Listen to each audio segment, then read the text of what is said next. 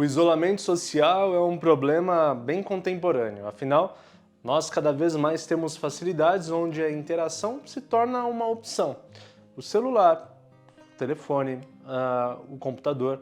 Quer dizer, precisamos menos de interações ou de convívio fora de nossas casas ou fora de nossas particularidades para conseguir realizar as atividades cotidianas. Bom, quando se vê, talvez por defesa, vai se enfiando nesse isolamento para se defender mesmo do que não está legal, de um mundo que não é bacana, e aí, claro, isso se acostuma e se consolida, ao ponto de que as habilidades necessárias para lidar, ou até o empolgamento, ao prazer de lidar com o convívio, se torna algo obsoleto, algo que se definha e se perde toda a energia. Por isso que hoje a gente vai olhar exatamente como tratar isso e como resolver o isolamento social.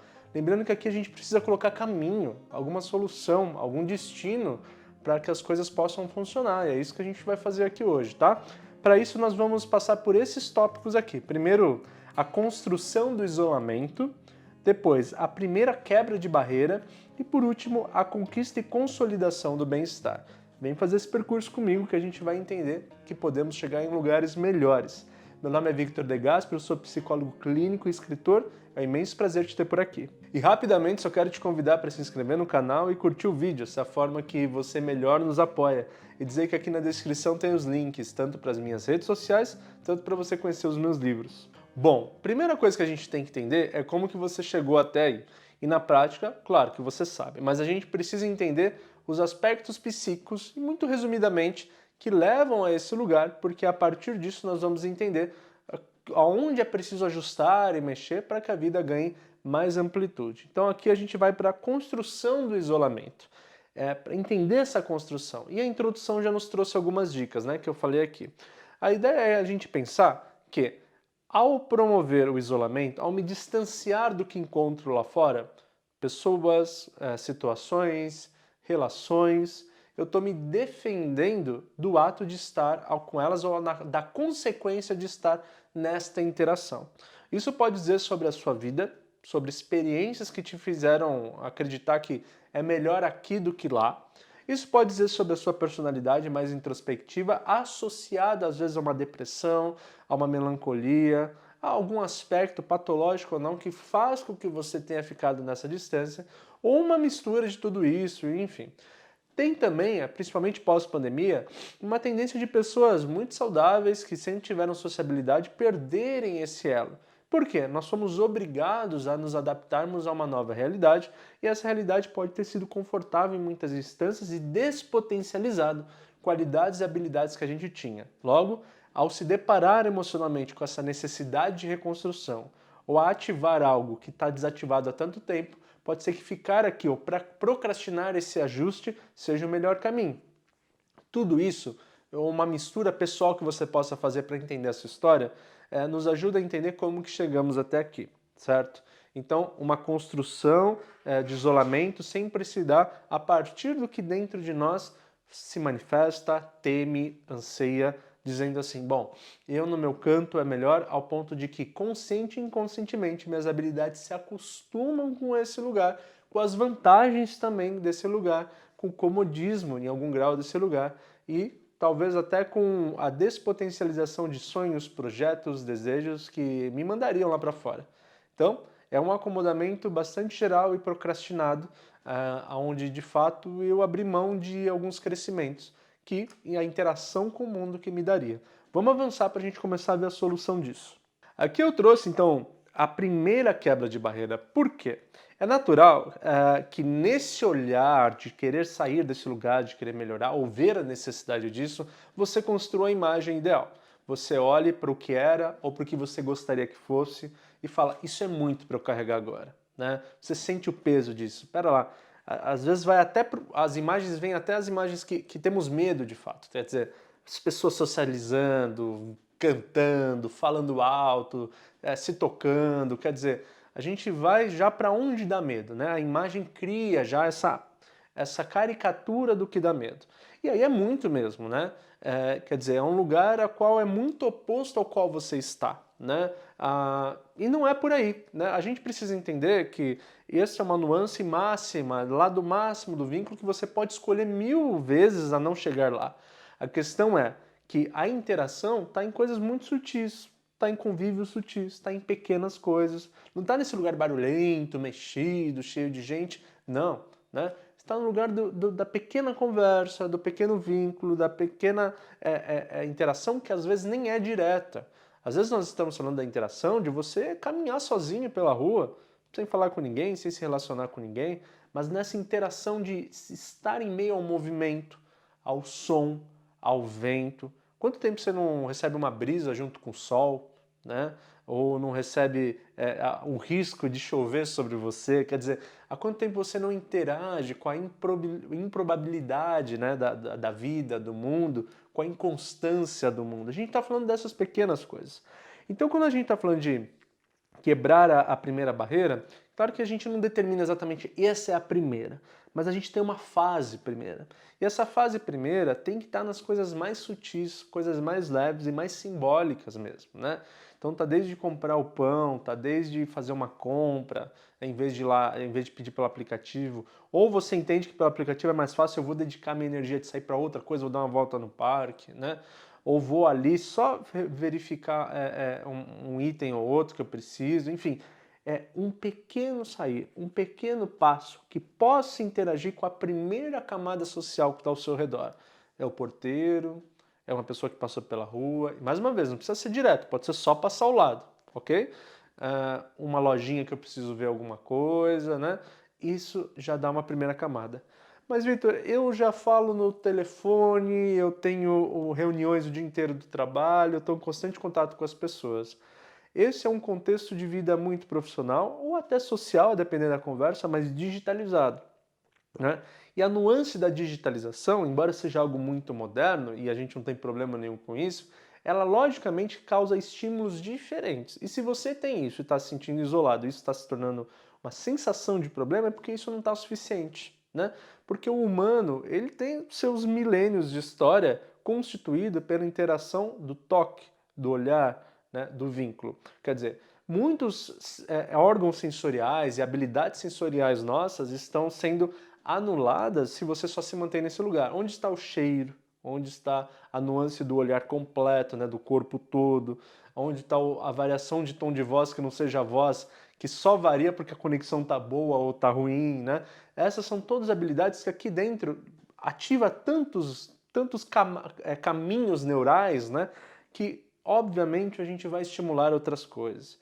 Então, de fato, há caminhos neurais muito pouco utilizados quando a gente só usa um meio de comunicação, um modo de vida. E a gente precisa pensar que a gente precisa plurificar isso, né? Nem seja nas sutilezas que eu estava falando. Então, primeira questão é a primeira camada. E muito importante que, se não for algo que você consiga fazer, muito usual, muito simples, minimamente que seja algo então que você gosta. Algo então que pode até demandar um esforço a mais, pegar um ônibus, pegar um carro, ou caminhar, ou se vestir, mas que seja num prazer, no horário que você gosta, num contexto que você gosta, para um objetivo que você gosta, né? Nem que seja algo que é descartável, mas você quer. Ah, vou fazer um brigadeiro hoje. Precisa? Não precisa, mas eu quero. Aí me faz sair um pouco, me faz comprar lá o leite condensado, me faz ir ali, aqui. Essa primeira camada precisa ser vivida e ter a interação disso. Vamos seguir porque a gente quer consolidar isso e ficar com uma coisa mais estável, né? Vamos nessa. Muito bem, então aqui colocamos a conquista e a consolidação do bem-estar. Quer dizer, o bem-estar, naquela camada pessoal e do isolamento, talvez já tenha coisas ali que façam bem, tenha bem-estar. Mas a gente está querendo construir um bem-estar amplo, né? Que envolva mais pluralidade de vida. Nessas pequenas camadas que a gente disse anteriormente, você já encontra, né, principalmente com a ideia de seguir algo que lhe agrada, que lhe faz bem, já encontra a possibilidade de mais um reforço de bem-estar. Beleza. Então, o que é uma conquista definitiva? Uma consolidação. É que a nossa vida, a nossa criatividade, nossas ideias, elas são sobrepostas. O que eu quero dizer? Uma ideia gera outra, que gera outra, que gera outra. Isso também. Um movimento que gera outro, que gera outro, que gera outro. Quando a gente apresenta essa primeira camada, a gente nem precisa aqui muito teorizar os próximos movimentos, porque em prática eles vão se dar naturalmente. Uma coisa vai puxar a outra, uma coisa vai dar ideia a mais alguma coisa, aí isso cria uma interação que já vai dar um impulso para uma terceira coisa, ou seja, é preciso estar em meio à vida e deixar que as peças da vida, a qual você é uma delas, interajam, se choquem, se repelem, se impulsionam, se conectam, vão guiando e traçando o equilíbrio da vida que a gente está procurando. A gente perde um pouco daquele lugar a sós, de um isolamento de certa forma? Não. Eu moro lá, eu vivo lá, eu trabalho lá, eu descanso lá. Então esta parte faz parte da vida. A gente está querendo que outros espaços entrem em paralelo, em união, em complementariedade, né? Lembrando da imagem inicial, a gente não quer sair do zero para o barulho, para a galera, não. A gente quer fazer uma nuance, que às vezes pode ter galera se você quiser, às vezes pode não ter ninguém se você quiser, mas que em média frequente pessoas, sons, perfumes, né, olfatos, olhares, e possam estar na interação textural da vida, né? Quer dizer, eu escolho a melancia, eu escolho a laranja, eu vejo se esse cacho de uva tá bonito, eu interajo com o perfume disso, eu vejo e vivencio consciente e inconscientemente a relação com essas coisas. Maravilha! Então assim estamos frequentando o mundo, assim estamos frequentando as coisas e conquistamos então habilidades mais consolidadas. Então, a ideia é que isso vá ganhando proporção e num lugar orgânico e natural. Vitor, será que eu consigo? Se você fazer um esforço racional, que é se colocar à disposição de, se colocar em risco de, quer dizer, vou me colocar em risco de interagir com alguém, vou me colocar em risco de passar num caixa que eu vou ter que falar com a pessoa. Maravilha. Risco no bom sentido, obviamente, então eu vou me colocar na possibilidade de. Aí sim, eu estou racionalmente me colocando em posição de ser potencializado, né? Então é preciso esse esforço racional e deixar depois a vida, de certa forma, interagir entre si. Vitor, meu caso é mais grave, eu estou com uma depressão mais potente, eu não consigo sair, não consigo me movimentar. Bom, aí a gente pode buscar um psiquiatra, uma ajuda terapêutica, pública ou privada. Eu sei que tem lá suas dificuldades, mas também um esforço racional, então, a partir desse primeiro lugar. Porque aí também o remédio pode equilibrar a esse primeiro impulso e um bom tratamento de psiquiatria pensa sempre na medicação como um apoio temporário para depois seguirmos juntos. E toda essa lógica que eu estou trazendo continuará funcionando, continuará servindo também nesse caso, ok? Mas fato é, a repetição, o costume, a naturalização desse todo como parte do meu existir faz com que a minha existência tenha também partes disso o tempo todo. Eu vou estar quieto na minha casa, mas vibrando isso tudo. Eu vou estar dentro dessas situações vibrando esse tudo, inclusive as partes da minha individualidade. E aí tudo isso misturado me faz consolidar bem-estar, disponibilidade, possibilidades, me faz ter escolhas, me faz ter opções. E aí sim, a gente constrói uma vida que sempre opta pela direção que lhe potencializa e lhe faz realizar os desejos. Muito bem, tudo isso é para fazer a gente pensar e entender que a vida ela não é automática mesmo, nunca será, e que alguns esforços são emocionais, outros são racionais e algumas coisas precisam sempre ser misturadas. Algumas coisas não, todas precisam das misturas da vida. Compreendendo isso e respeitando o ritmo e até os sentimentos difíceis que podem acompanhar esse ritmo, você consegue, né? Muitas vezes a dificuldade, o obstáculo que impede a passagem é a forçação de barra. É a gente deixar uma ordem muito grave, muito dura para nós mesmos, ou às vezes para o outro.